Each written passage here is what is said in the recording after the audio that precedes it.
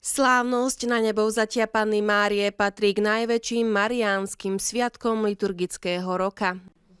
Na prvej časti dvojdňovej zámskej púte sa veriaci Hlohovskej farnosti každoročne stretávajú 15. augusta pri Lurdskej jaskyni na Kalvárii. Ktorý slávne vystúpil do neba.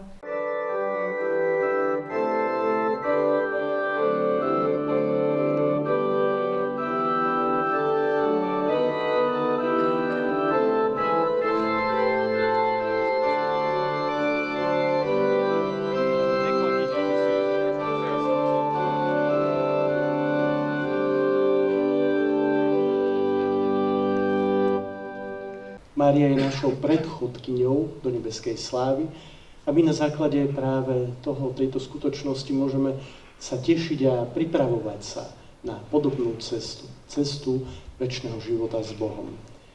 Hlavným celebrantom a kazateľom svätej omše bol brat Gracián Peter Vančo, nový páter františkán v Hlohovskom kláštore.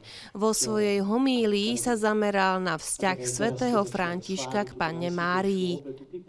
A tak možno práve taký príhodný čas, aby sme sa na chvíľku tak zastavili a uvažovali, rozmýšľali o tom, ako svätý František vnímal Pannu Máriu, kým bola pre neho, akým spôsobom ju oslavoval už tu na zemi.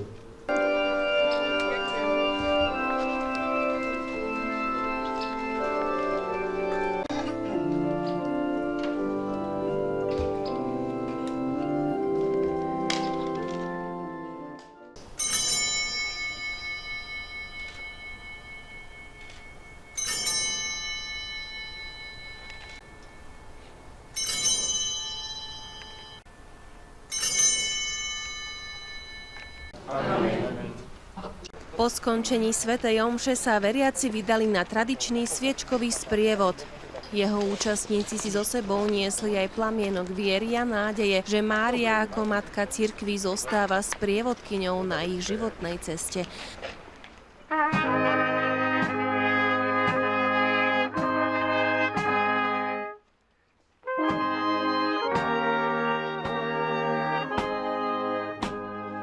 Spoločná modlitba a večerná atmosféra vytvorili pre všetkých nezabudnuteľný duchovný zážitok.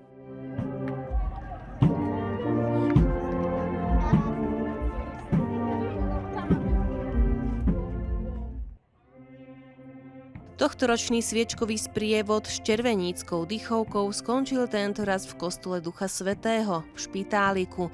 Tu sa slávenie završilo eucharistickým požehnaním.